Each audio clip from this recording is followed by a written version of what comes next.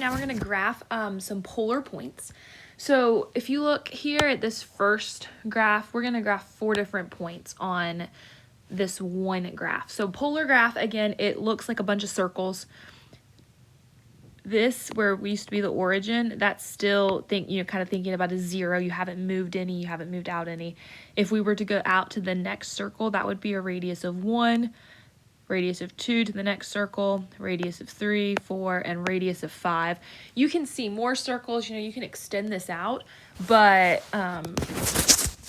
depending on what you need. So we don't need more than 5 on this example, so we're good.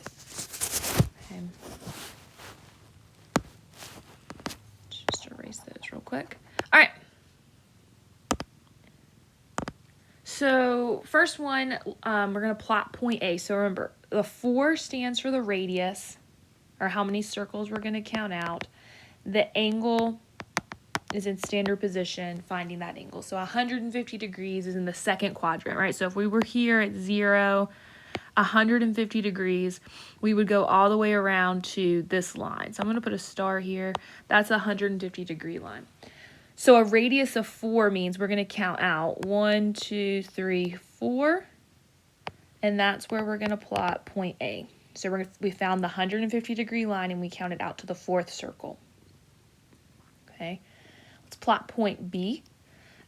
B has a radius or a radial distance of 3 and an angle of negative 270 degrees. So remember, negative just means we go this way instead. So 270 degrees negative is the same thing as positive 90 degrees. So we're looking at this line, and we're going to count 3 towards that line. So 1, 2, 3. And that's going to be point B. Okay. Point C, 5 pi over 3. 5 pi over 3 is 300 degrees.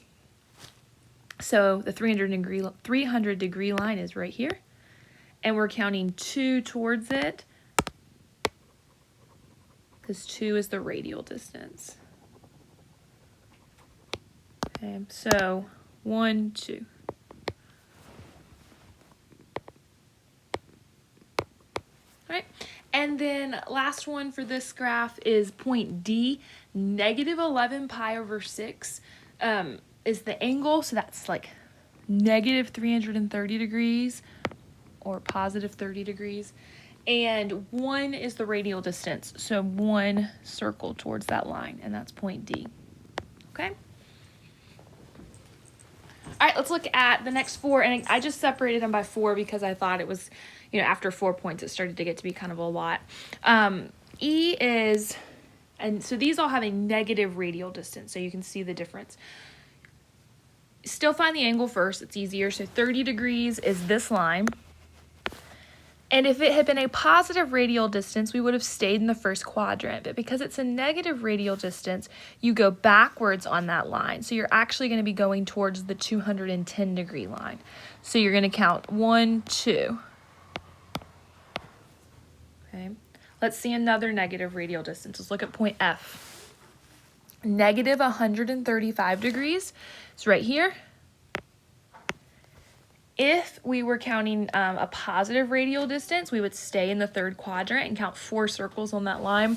But because it's a negative radial distance, it goes back towards the 45 degree in the 1st quadrant, and it counts 1, 2, 3, 4.